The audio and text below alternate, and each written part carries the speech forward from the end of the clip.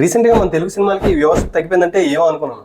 నిజమే, కుర్రోళ్ళందరూ Korean drama మీద పడ్డారు. ఈ మధ్యకాలంలో కే డ్రామాకి క్రేజ్ విపరీతంగా పెరిగింది, పర్టికులర్గా మన సౌత్లో. అంతలా మన సౌత్ పీపుల్ని అట్రాక్ట్ చేసేలాగా కే డ్రామాలో అసలు మ్యాటరే ఉంది. మాట్లాడదాం, మొత్తం డిస్కస్ చేద్దాం. ఈ రోజు వీడియోలో ఎండింగ్కి మీకు క్లారిటీ వచ్చేస్తుంది మన వాళ్ళు ఎందుకు కే డ్రామా అంటే పిచ్చెక్కిపోతున్నారు అని చెప్పి. వీడియోని మాత్రం చివరిదాకా చూడండి, ఎందుకంటే లాస్ట్లో మీకు మంచి కే డ్రామా రికమెండేషన్స్ కూడా ఇస్తాను. ఇక మొదలు పెడదాం.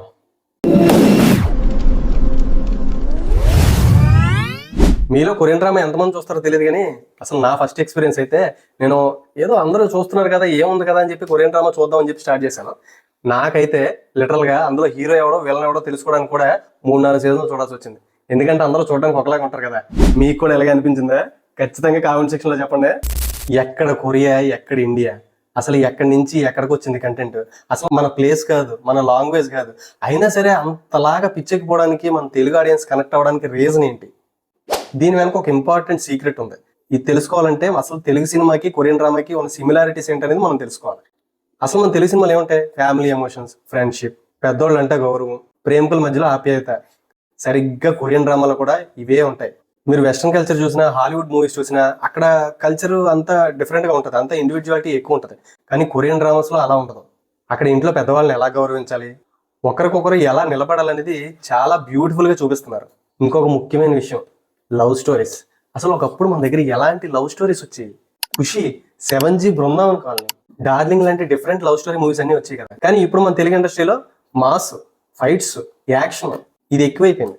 ఈ మధ్యకాలంలో తెలుగు ఇండస్ట్రీ చాలా వరకు ట్రెండ్ అంతా మార్చేసింది. ఒక రంగస్థలం, ఒక KGF, సలార్, ఇంకా గట్టిగా చెప్పాలంటే పుష్ప.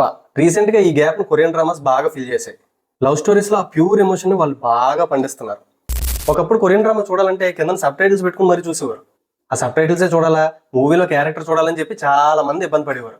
బట్ ఇప్పుడు అలా కాదు. OTT ప్లాట్ఫామ్స్ ఓపెన్ అందుకున్న తర్వాత సీన్ మొత్తం మారిపోయింది. నెట్ఫ్లిక్స్, అమెజాన్ ప్రైమ్, జీ ఫార్మా సిరీస్లు అన్ని కూడా తెలుగులో డబ్బింగ్ చేయడం మొదలుపెట్టాయి. దీంతో లాంగ్వేజ్ బ్యారియర్స్ అన్ని బదలైపోయాయి. అబ్బా, మన తెలుగు వాయిస్ ఆర్టిస్టులు ఇచ్చే డబ్బింగ్ ఉందే ultimate. Business proposal, goblin, squid game, hidden love లాంటి డ్రామాలు తెలుగులో వచ్చేసరికి సెల్ ఫోన్ ఉన్న ప్రతి ఒక్కరికి రీచ్ అయిపోయి ఇంట్లో వంట చేస్తూ కూడా వినేంత ఈజీ అయిపోయింది. రీసెంట్ డేస్ లో ఇది ఎలా తయారైందంటే ఇన్స్టాగ్రామ్ లో జస్ట్ ఒక క్లిప్ చూసి అది ఏ సిరీస్ వెతుక్కుని మరి ఆ కే డ్రామా మొత్తం కంప్లీట్ చేసేదాకా నిద్ర కూడా పోవట్లేదు. అంత దారుణంగా తయారైన సిచ్యువేషన్. కొరియన్ డ్రామా చూస్తున్నంతసేపు మనకు ఒక రిఫ్రెష్ ఫీలింగ్ ఉంటుంది.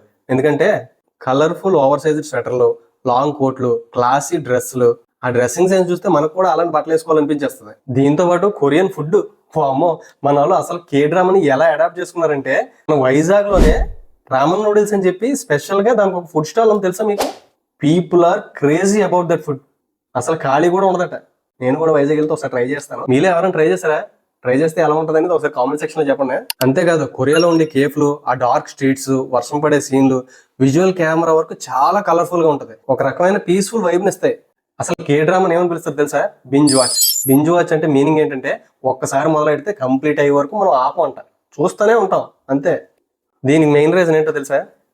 Number of episodes. అసలు మన తెలుగు సీరియల్స్ ఆడించే ర్యాంప్ ఏంటో మీకు తెలుసు కదా. మన చిన్నప్పుడు మొదలవుతాయి, తాతల కాలం వరకు ఎపిసోడ్లు సాగుతానే ఉంటాయి. ఇంచుమించు 2-3 వేల ఎపిసోడ్లు లేకపోతే ఆ సీరియల్ అసలు కంప్లీటే అవ్వదు.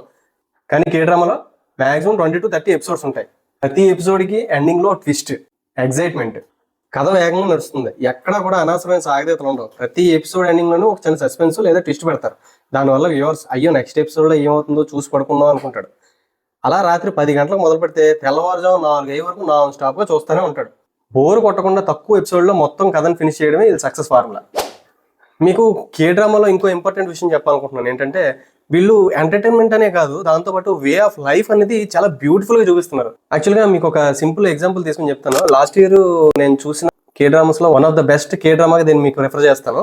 ఎందుకంటే నేను కూడా మా ఫ్రెండ్ సజెస్ట్ చేస్తే దీన్ని చూశాను అనమాట. వెన్ లైఫ్ గివ్స్ యూ ట్యాంగ్రెన్స్ అని చెప్పి.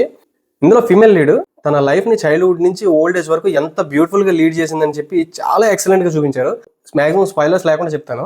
అంటే తను ఒక వే ఆఫ్ లైఫ్ ఎంజాయ్ చేయాలనుకుంటది, బట్ కొన్ని సర్కమ్స్టాన్సెస్ వల్ల అవి తనకి పాసిబుల్ అవ్వదన్నమాట. బట్ తన చైల్డ్ ని అలా లీడ్ చేసేలాగా తనని ఎలాగా ఎంకరేజ్ చేసిందని చెప్పి చాలా ఎక్సలెంట్ గా చూపించారు. మీకు వీలైతే చూడండి. ఒకవేళ ఆల్రెడీ చూసిన వాళ్ళు ఉంటే మీ ఎక్స్పీరియన్స్ ఏంటనేది కామెంట్ సెక్షన్ లో చెప్పండి. దీన్ని ఎగ్జాంపుల్ గా ఎందుకు తీసుకున్నానంటే ఇది చాలా మంది అమ్మాయిలు తనకి చాలా రిలేటబుల్ గా తీసుకుని ఎంజాయ్ చేస్తున్నారు అనమాట. ఇప్పుడు most of the K dramas ఇలానే ఉంటున్నాయి. రిలేటబిలిటీ, ఒక సబ్జెక్ట్ని మనం పదే పదే చూస్తున్నాం అంటే రిలేటబిలిటీ ఉండాలి.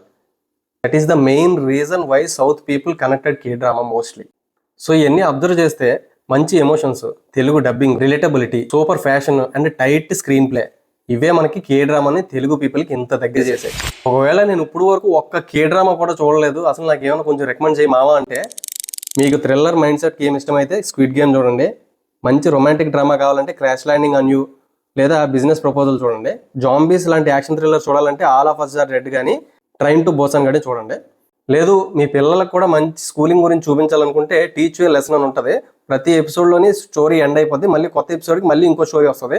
అది కూడా చాలా బాగుంటుంది, ఒకసారి ట్రై చేయండి, మస్ట్ వాచ్ అది. సరే మామ, మీ ఫేవరెట్ కొరియన్ డ్రామా ఏంటనేది కామెంట్ సెక్షన్లో చెప్పండి. అండ్ ఈ వీడియో మీకు నచ్చితే ఒక్క లైక్ వేసుకోవడం మాత్రం మర్చిపోకండి. అలాగే మన ఛానల్ కూడా సబ్స్క్రైబ్ చేసి మనకు కొంచెం సపోర్ట్ చేయండి. ఫైనల్గా ఇది మా మ్యాటర్.